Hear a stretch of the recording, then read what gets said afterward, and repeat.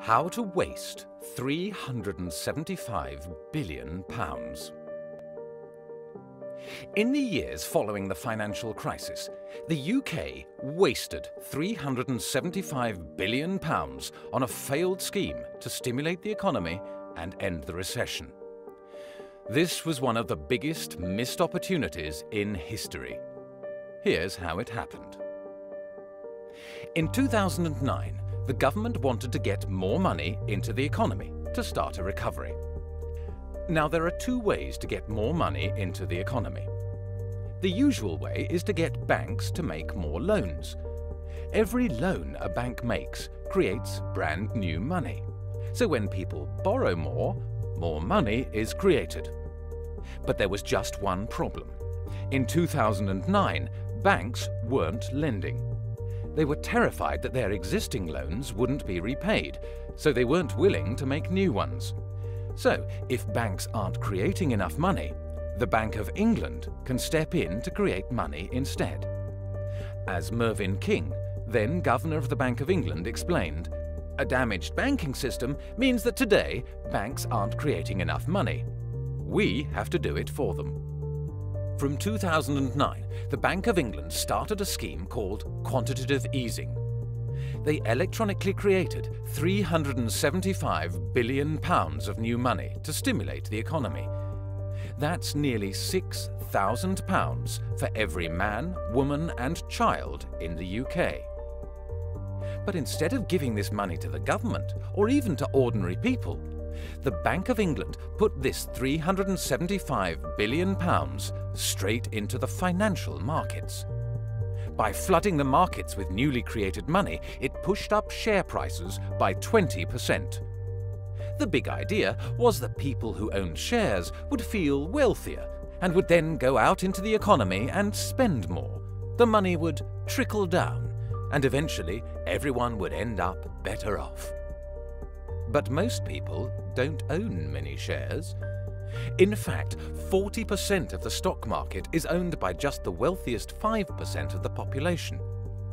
These people became richer by £128,000 per household. But they didn't go out and spend more. Instead, they put even more money into the financial markets to benefit from rising prices.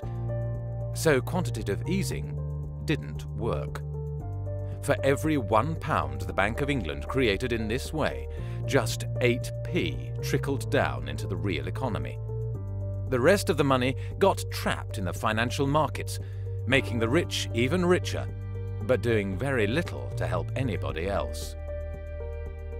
Meanwhile, at the same time as the Bank of England was creating all this new money, the government was running out of money.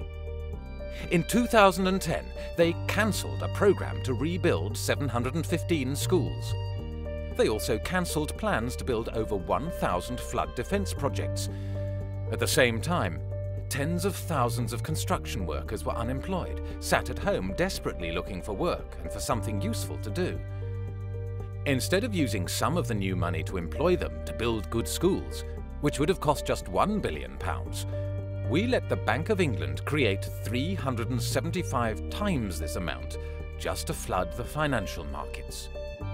So why does the government cancel essential projects because there's no money, even though the Bank of England was able to create more new money than the entire government spends in 6 months? What if the Bank of England had taken just a fraction of the money they'd created and put it into the real economy?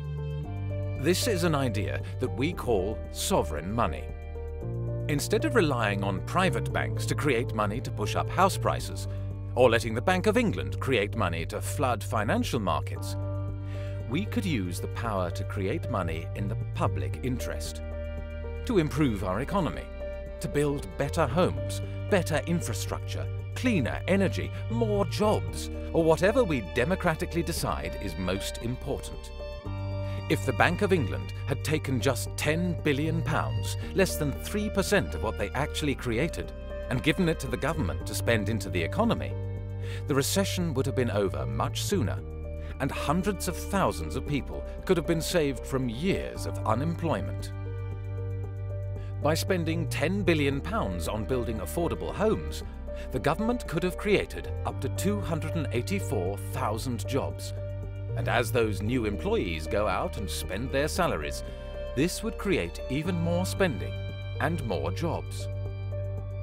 So when new money goes into financial markets through quantitative easing, it takes £1 to grow the economy by just 8 pence.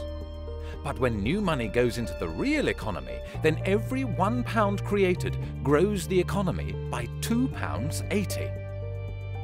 There is a better way to use the power to create money. Instead of using it to prop up financial markets or push up house prices, we can make sure the power to create money is used for something that benefits ordinary people. We're campaigning for a financial system that works for society and not against it. Join us at positivemoney.org.